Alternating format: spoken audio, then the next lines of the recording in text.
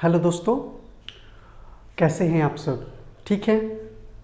जैसा कि मैंने आपसे कहा था कि हर कुछ दिन में मैं आपके लिए एक टॉपिक, एक विषय लेकर आऊँगा और कोशिश करूँगा कि मैं आपको समझा पाऊँ। तो चलिए, आज का जो मेनली मुद्दा क्या है, आज का जो मुद्दा है वो है डेमोक्रेसी। डेमोक्रेसी।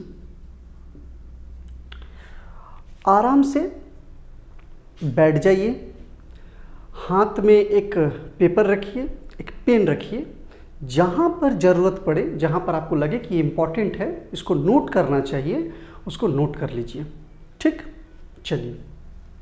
तो डेमोक्रेसी का मतलब क्या होता है? डेमोक्रेसी का अगर सीधा सा मतलब हम हिंदी में बात करें तो ये होता है लोकतंत्र। अब ये लोकतंत्र क्या होती है? आसान भाषा में बात करेंगे, ऐसा कोई कॉम्प्लिकेटेड लैंग्वेज का इस्तेमाल नहीं करेंगे कि आपको समझने में दिक्कत हो।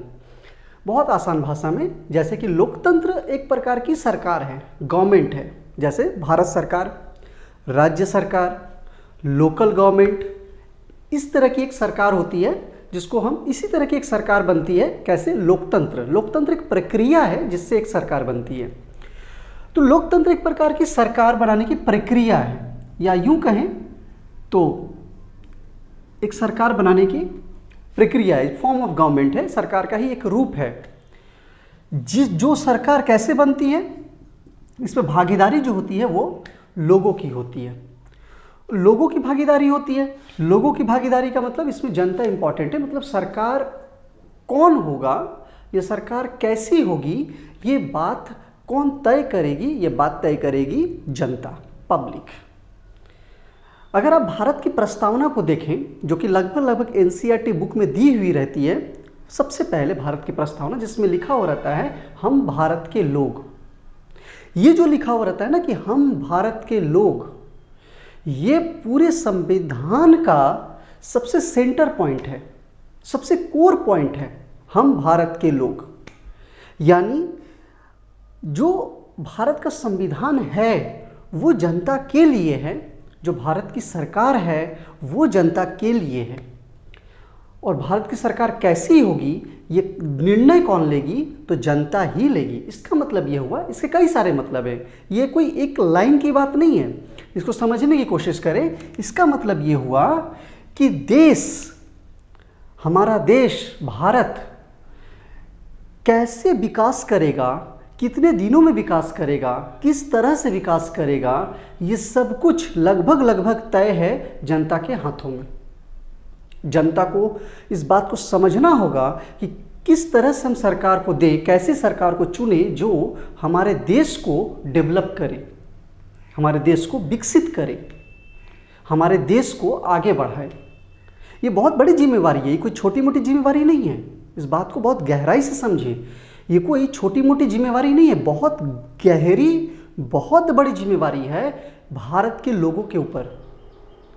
आप समझें कि ये कैसे होगा, तो ये होगा इलेक्शन के थ्रू। इलेक्शंस, चुनाव। ऐसे भारत में कई चुनाव होते हैं, जैसे राष्ट्रपति का भी चुनाव होता है, उपराष्ट्रपति का भी चुनाव होता है, राज्यसभा का भी चुनाव होता है। लेकिन भारत की जनता, भारत के लोग सिर्फ 3 चुनावों में भाग लेते हैं। एक लोकसभा चुनाव, एक राज्यसभा चुनाव, एक लोकसभा चुनाव, एक विधानसभा चुनाव, और एक है लोकल गवर्नमेंट। लोकल गवर्नमेंट जिसमें पंचायत या म्युनिसिपैलिटीज की भागीदारी होती है। इन 3 चुनावों में अगर सीधा सीधा बात करें तो एक है लोकसभा, एक है विधानसभा और एक है लोकल गवर्नमेंट। इन 3 तरह के चुनावों में भारत की जनता सीधे भाग लेती है। सीधे मतलब कि आप घर से निकलते हैं, चुनाव सेंटर में जाते हैं और जाकर वहां पे वोट देते हैं, मतदान करते हैं, सीधा, जिसको बोलते हैं प्रत्यक्ष रूप से। बाकी चुनावों में, बाकी इलेक्शंस में जनता डायरेक्ट भाग नहीं लेती है, लेकिन जनता की भागीदारी होती है। कैसे होती है ये किसी और दिन हम आपको समझाएंगे, लेकिन जनता की भागीदारी इन्वॉल्व होती है। अब ये 3 बहुत महत्वपूर्ण चुनाव हैं। ये लोकसभा चुनाव ये एक ऐसा चुनाव है जिसमें जो भी पार्टी जीतेगी इस चुनाव में, उस पार्टी का एक सदस्य प्रधानमंत्री बनेगा। अब सोच कर देखिए, लोकसभा चुनाव में जो भी पार्टी जीतेगी उस पार्टी का एक सदस्य प्रधानमंत्री बनेगा। प्रधानमंत्री के लिए चुनाव नहीं होती है, चुनाव होती है पार्टी के लिए, लोकसभा के लिए, पार्लियामेंट के लिए। लेकिन जिस पार्लियामेंट में जो पार्टी जीतेगी उस पार्टी का एक सदस्य प्रधानमंत्री बनेगा। विधानसभा में जो भी पार्टी जीतेगी उस पार्टी का एक सदस्य मुख्यमंत्री बनेगा।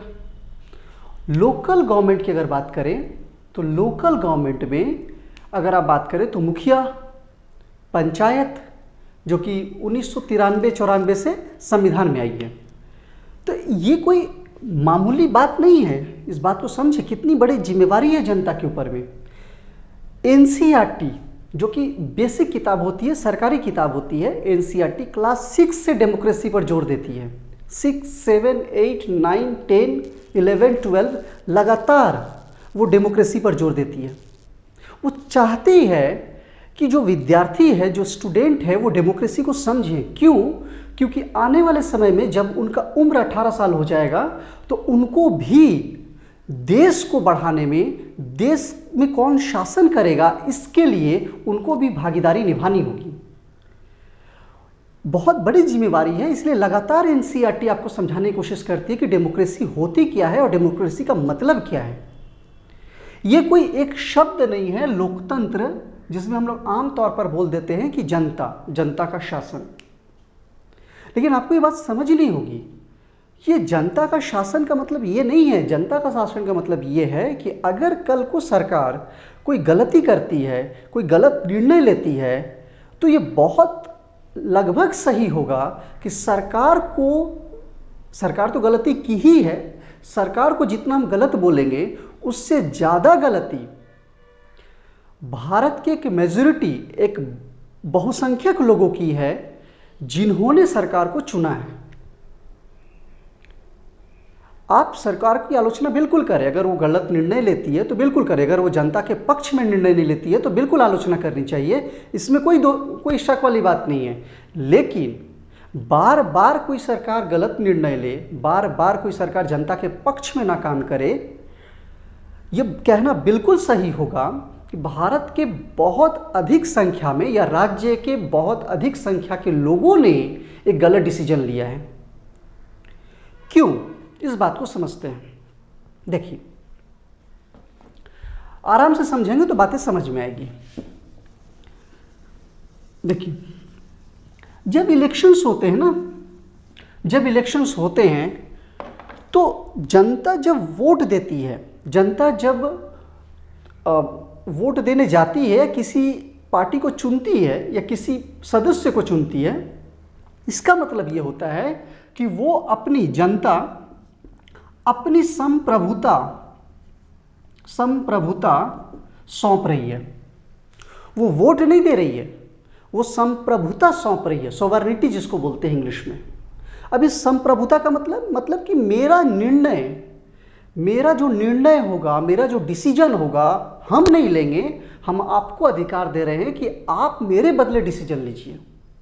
ये कोई मामूली बात नहीं है, इसको गहराई से समझिए कि आप राज्य को लेकर, देश को लेकर या अपने लोकल क्षेत्र को लेकर डिसीजंस लेने का जो अधिकार है, डिसीजंस लेने का जो पावर है, वो आप किसी और को देने जा रहे हैं। ये बहुत गहरी बात है। प्रॉब्लम यह है कि अब जनता क्या सोचकर अपना सॉवरेनिटी, अपनी संप्रभुता किसी और को सौंपती है। क्या वो लोकतंत्र को समझ रही है? क्या वो सामने का जो सदस्य है, सामने का जो पार्टी है, उसके बैकग्राउंड को समझ रही है? क्या वो देखी है कि पिछली सरकार ने क्या क्या काम किए हैं, आने वाली सरकार क्या क्या बात कर रही है, क्या क्या काम करेगी? मुद्दे उनको मालूम है कि कौन सा इंपॉर्टेंट मुद्दा है, क्या होना चाहिए, क्या नहीं होना चाहिए? क्या ये सब चीज़ें मालूम है उनको? क्या इस पर डिस्कस हुआ है?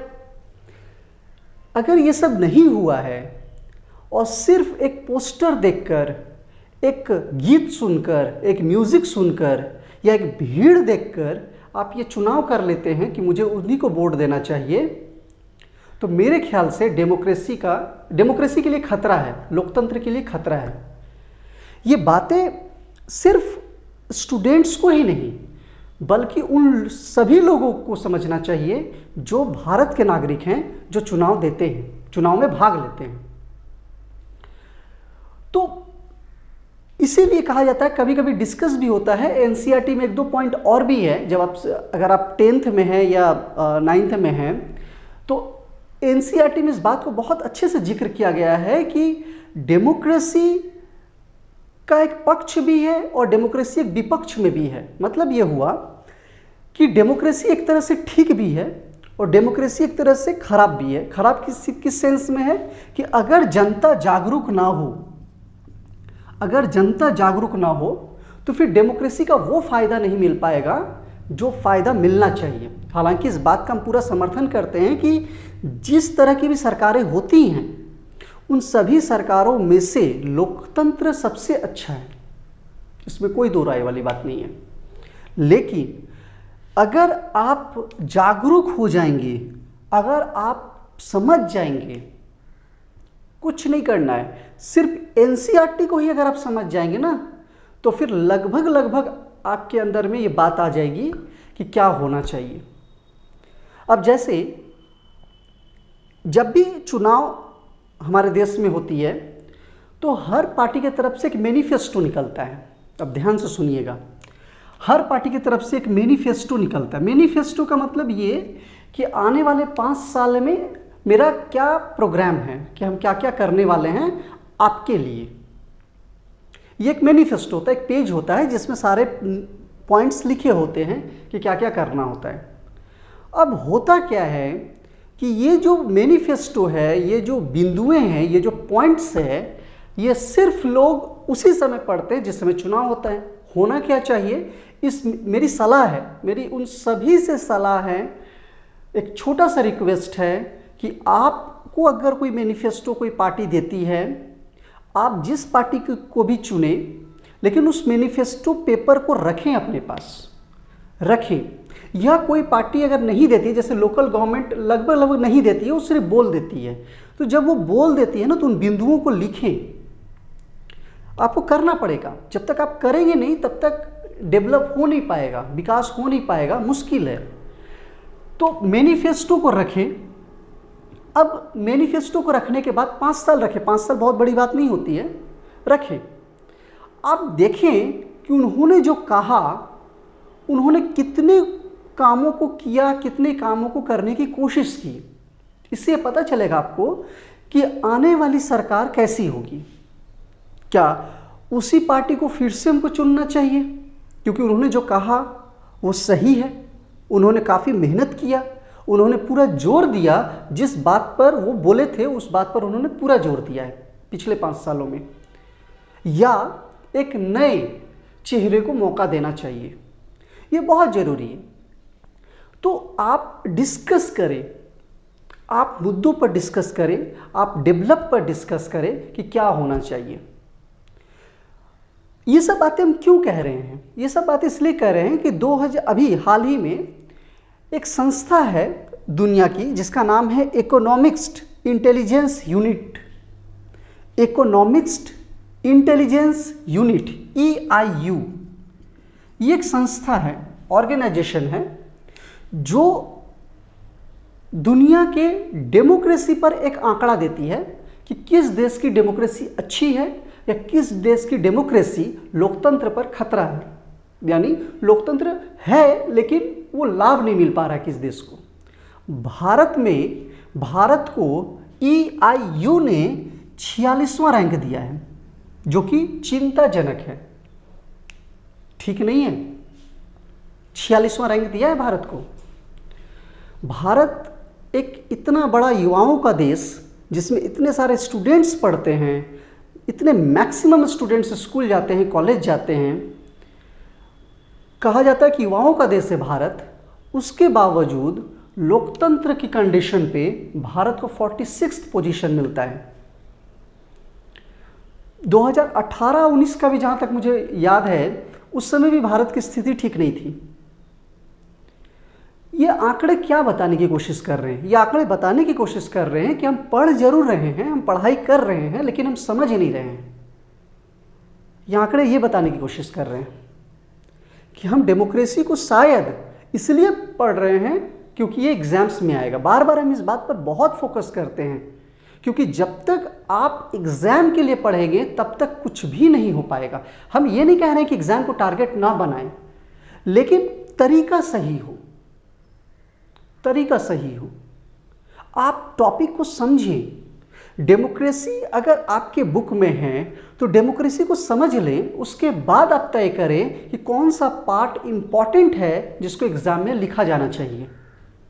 लेकिन पहले डेमोक्रेसी को आप समझ लें।